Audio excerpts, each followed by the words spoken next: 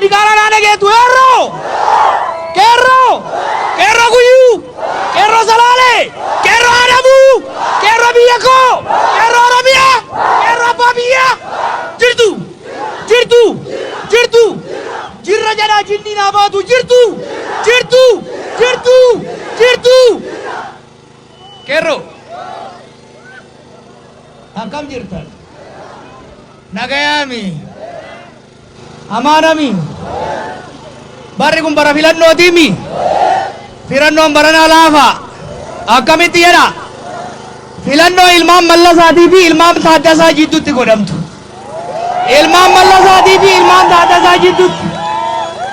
ilmaan mallasaa maal gooti lafa gurguratti ilmaan taaddasaa maal gooti lafa qotattee abbaa irratti taati ilmaan mallasaa maal gooti ilmaan mallasaa maal gooti saba gurguratti ilmaan taaddasaa maal gooti saba falmatti Kerro isin ilmaan eenyuti ilmaan taaddasaati miti ilmaan taaddasaati miti ilmaan taaddasaati miti dhiiga isaarraan biqilcha miti lafee isaarraan as geenye miti xurree isaarraan as geenye miti Oromiyaan gurgurannaare Oromiyaan gurgurannaare Salaaleen gurgurannaare Kuyyuu hin gurgurannaare hin gurgurannaare Kerro akka tas geenye beektu miti akka tas geenye beektu miti Taaddasaa hin fannisanii miti Hagarii hin fannisanii miti harka kennanne duubatti deebine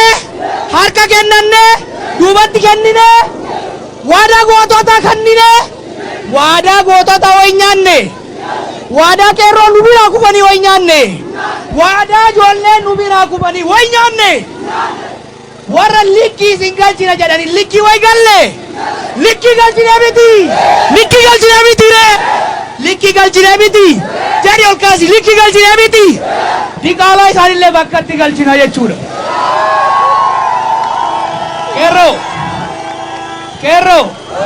Kerro Harargee waan jettu beeytu hoo'itu fal'aanaan nyaatanii jedha marqa hoo qabbanooftee harka yoo hiite fal'aanani ergaa qabna bulchiinsa Kuyyuutiif ergaa qabna bulchiinsa Shawaa Bahaatiif Shawaa Kaabaatiif ergaan keenya maal beeytu abadan dhumnee banna malee jiruudhaan gubanna malee sagaleen Oromoo hin hatamu sagaleen Oromoo afaan Oromoo dhugaan Oromoo tokkummaan Oromoo hin diigamu jechuudha Kerro dhagayaa hattuun chirchaaroo baratte sagalee ummataa dho'isuu baratte miti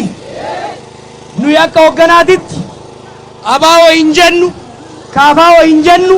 paabaawoo hin jennu marara hin jennu kamaali hin jennu daawud hin jennu nuti Oromoodha jennee gaanee jirra nuti Oromoodha jennee gaanee jirra tokkummaa keenya ni falmanna biyya teenya ni eegganna bilisummaa kanaan osoo hin ta'in dhiigaan arganne filannoo keenyaan mootummaadhaan bulla dhagaa qeerroo Salaalee na dhageessu miti har'a akka isin wajjin hin mari'anne bilbilaan bilbilamaniit ergamtuutu isin dhoorge jechuudha Oromiyaan ergamtuun hin bulti